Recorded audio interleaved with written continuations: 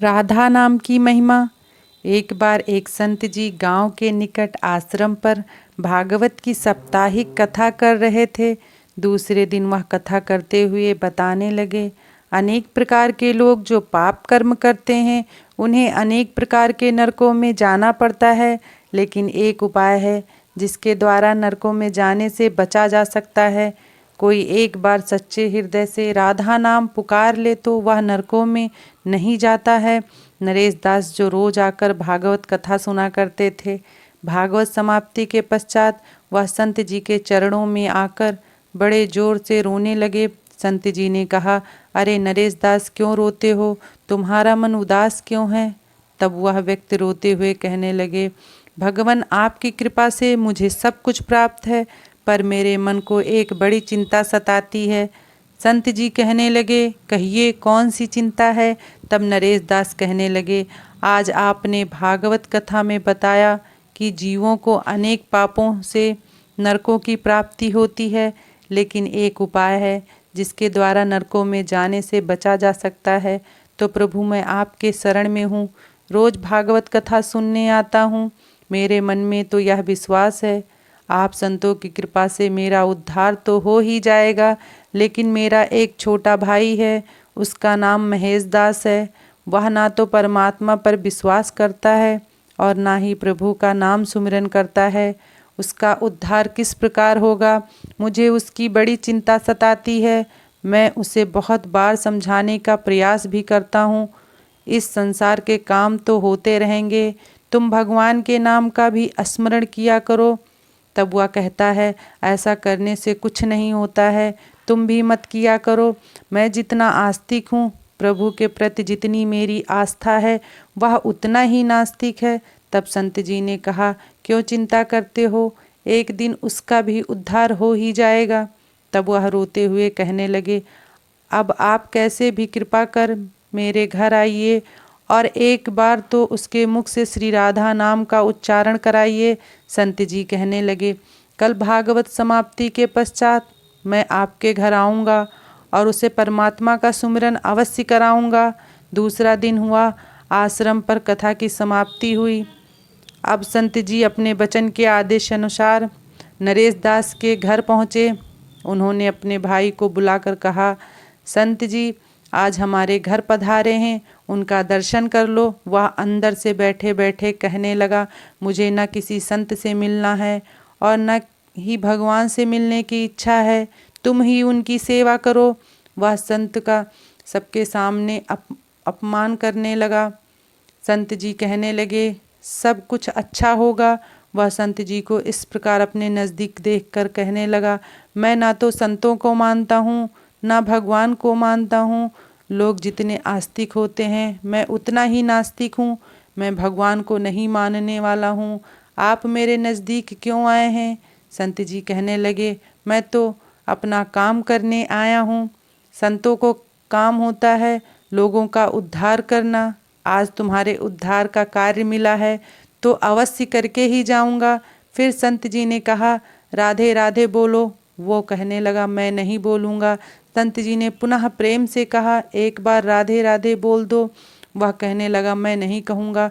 तब संत जी हंसते हुए कहने लगे, मैंने अगर निश्चय कर लिया है, तुम्हारे मुख से राधा नाम सुनकर ही जाऊँगा। वह कहने लगा, आप कितना भी प्रयास कर लो, मैं एक बार भी नाम नहीं लेने वाला हूँ। अब संत महापुरुष होते तो बड़े दयालु हैं, पर लीला मात्र उन्होंने क्या किया, नरेश दास के भाई का हाथ पकड़ा और हाथ पकड़कर जोर से घुमाने लगे। अब उसकी 50 साल की वृद्धावस्था थी। संत भी वृद्ध थे, पर संतों के अंदर भक्ति का तेज होता है। उन्होंने जोर से उसके भाई का हाथ घुमाया। हाथ घुमाकर संत जी फिर कहने लगे, कहो राधे राधे। वह कहने लगा, नहीं कहूँगा। अब तो संत जी ने जोर से हाथ घुमाकर जमीन पर पटक दिया और संत जी फिर कहने लगे, बोलो राधे राधे। वह फिर कहने लगा, नहीं कहूँगा। अब तो संत जी ने उसके दोनों हाथ पकड़ उसके पैरों को बांध दिया और कहने लगे, कहो राधे राधे। अब ऐसी अवस्था में वह सोचने लगता है, यह संत तो मुझे मार ही देंगे। तब उसने बिना इच्छा के एक बार ऐसे ही कह दिया, राधे राधे। जैसे ही उसने राधे राधे कहा, संत जी ने उसके हाथ पैर खोल दिए, उसके बंधनों को छोड़कर बाहर आकर कहने लगे, नरेश दास, आपका कल्याण हो गया है, आपके भाई का भी कल्याण हो गया। संत जी कहने लगे, आपने काम ही ऐसा दिया था। आपने कहा वह नास्तिक है, कभी कुछ बोलता ही नहीं है। आज आपके भाई ने राधे राधे नाम का उच्चारण कर लिया है, इसका कल्याण हो गया। अब मैं जा रहा हूँ, कल से पुनः मेरी कथा है। अब संत जी तो अपने स्थान पर लौट आए।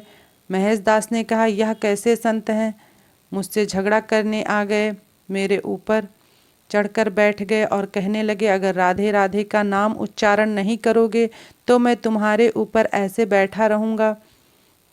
अब उसकी बातें सुनकर सब लोग हंसने लगे। नरेश दास ने कहा, हे प्रभु, आपके संत भी बड़े दयालु हैं, खुद कष्ट सहकर भी लोगों का कल्याण करते हैं। समय व्यतीत होता गया, मुश्किल से 5-6 महीने गुजरे होंगे। अचानक एक दिन छोटे भाई का देहांत हो गया। शरीर समाप्ति के पश्चात आत्मा शरीर से अलग हो जाती है। अब इस व्यक्ति का हिसाब किताब खोला गया। यमराज ने चित्रगुप्त से कहा, जो आज इंसान हमारे पास लाया गया है उसका हिसाब क्या है। चित्रगुप्त कर्मों का हिसाब देखकर बताने लगे, हे भगवान, इसने अपने जीवन में कभी परमात्मा का नाम सुमिरन नहीं किया है, सदा पाप ही पाप किए हैं, इसे तो सीधे नरक भेज दिया जाए। तभी चित्रगुप्त ने कहा, भगवान, एक बात और है। यमराज जी ने कहा, कौन सी बात। चित्रगुप्त ने कहा, भगवान, एक बार संतों के कहने पर इसने राधा नाम का उच्चारण किया था। अब एक बार राधा नाम का उच्चारण यमराज ने दूतों से कहा, थोड़ी देर रुक जाइए, इसका हिसाब किया जाएगा, इसके बाद ही इसे नरक भेजा जाएगा। यमराज ने पुनः चित्रगुप्त से कहा, जल्दी से इसका हिसाब देखो और कहीं इसने परमात्मा का नाम उच्चारण तो नहीं किया है। चित्रगुप्त ने फिर से पुनः सारा हिसाब देखा और देखकर कहने लगे, भगवान, एक बार राधा नाम का उच्चारण किया है। अब यमराज जी विचार करने लगे कि अब एक बार राधा नाम का उच्चारण और सारा जीवन पाप में, अब क्या किया जाए। तब यमराज ने उसी इंसान से पूछा, एक बात बताओ, हम तुम्हें पहले राधा नाम उच्चारण का फल दें या तुम्हें नरकों में भेज दिया जाए। तब वह भक्त हाथ जोड़कर कहने लगा, भगवान, नरक में तो जाना ही है, इससे अच्छा है आप मुझे एक बार राधा नाम उच्चारण का फल दे दो, फिर चाहे जहाँ भेजो। अभी यमराज जी अपनी पुस्तक खोलकर देखने लगे, एक बार राधा नाम उच्चारण का फल क्या है। तब वह विचार करने लगे, एक बार राधा नाम उच्चारण का फल तो मुझे पता ही नहीं है। तब वह अपनी शंका निवारण के लिए उस भक्त को अपने साथ लेकर स्वर्गलोक में आ गए।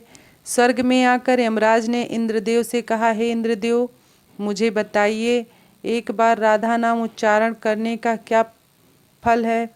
तब इंद्रदेव ने बहुत प्रयास किया और उन्हें भी इसका फल पता नहीं चला। तब वह सब देवता मिलकर ब्रह्मदेव के पास आए।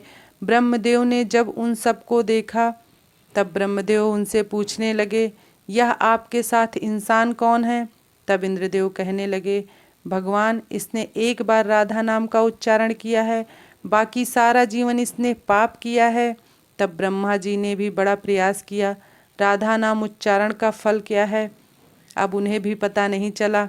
तब ब्रह्मदेव कहने लगे, हम सब मिलकर इसे अपने साथ लेकर भगवान शंकर जी के पास चलते हैं। तब वह भगवान शंकर जी के पास पहुँचे। भगवान शंकर जी से प्रार्थना कर कहने लगे, हे महादेव, इस इंसान ने सारा जीवन पाप किया है, बस एक बार संतों के कहने पर राधा नाम का उच्चारण किया है। अब आप बताइए, एक बार राधा नाम उच्चारण का क्या फल मिलता है। तब महादेव जी ने बड़ा प्रयास किया पर वह भी राधा नाम की महिमा को बता नहीं सके।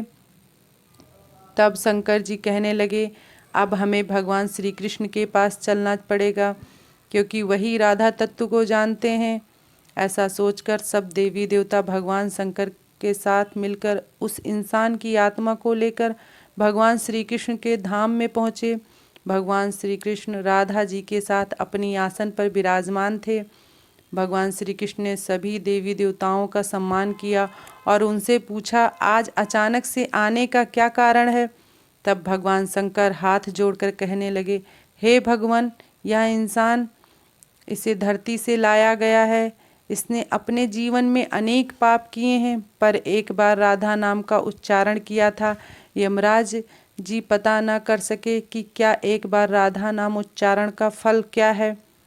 तब वह इसकी जानकारी लेने के लिए उसके साथ इंद्र जी के पास स्वर्ग में आए थे। फिर स्वर्ग से होते हुए ब्रह्मलोक आए, फिर ब्रह्मलोक से होते हुए यह मेरे पास पहुँचे। अब मैं इन सबको अपने साथ लेकर आपके पास आया हूँ। अब आप बताइए, एक बार राधा नाम उच्चारण का क्या फल हो सकता है। जब इस प्रकार की बातें चल रही थी, तब श्री कृष्ण के पास बैठी राधा रानी बड़े जोर से हंसने लगीं। तब श्री कृष्ण ने कहा, राधिका क्यों हंसती हो। तब राधिका कहने लगी, हे भगवान, या अभी तक राधा नाम का महत्व समझ नहीं सके हैं। तब भगवान शंकर जी कहने लगे, हे महारानी। तब राधिका जी कहने लगे, हे महादेव, आप खुद सोचिए, इस व्यक्ति ने एक बार राधा नाम जपा, वह एक बार राधिका के नाम जपने से स्वर्गलोक की सैर करके आया, ब्रह्मदेव का ब्रह्मलोक में दर्शन करके आया, आपके महादेव लोक में आपका इसने दर्शन किया है। आज एक बार उच्चारण के प्रभाव से यह आप सबको साथ लेकर हमारे धाम में आया है, मेरे दर्शन और श्री कृष्ण का दर्शन कर रहा है। इससे अधिक राधा नाम का और फल क्या हो सकता है। जब राधिका जी ने इस प्रकार एक बार राधा नाम का पूरा महत्व बताया, तो यमराज कहने लगे, यह तो बड़ा अनंत फल है। जो व्यक्ति नरकों में जाने वाला था, वह एक बार उच्चारण से सब लोगों की यात्रा कर भगवान श्री कृष्ण और राधा रानी के चरणों में उपस्थित हो गया है। इससे अधिक फल और क्या हो सकता है। तभी फिर से यमराज कहने लगे, भगवान, क्या अब इसे नरक में जाने की आवश्यकता नहीं है। तब श्री कृष्ण कहने लगे, हे धर्मराज, जिसने एक बार राधा रानी के चरणों का दर्शन कर लिया हो, वह तो कभी नरक में जा ही नहीं सकता है। तब वह भक्त जो वहाँ पर राधा रानी के दर्शन कर रहा था, वह कहने लगा, हे महारानी, मैंने तो संतों के भय से आकर आपका राधा नाम उच्चारण किया था, पर जो सच्चे हृदय से आपके नाम का उच्चारण करते हैं, उन्हें तो जीवन में कोई भय होगा ही नहीं। वह तो नरकों की यात्रा में कभी निकलेंगे ही नहीं, वह तो सीधा आपके चरणों में ही समा जाएंगे। इतना महत्व है राधा नाम का उच्चारण। सच्चे हृदय से जो एक बार कह दे राधे राधे, तो राधा नाम का उच्चारण करते ही परमात्मा का साक्षात दर्शन हो जाता है। वीडियो पसंद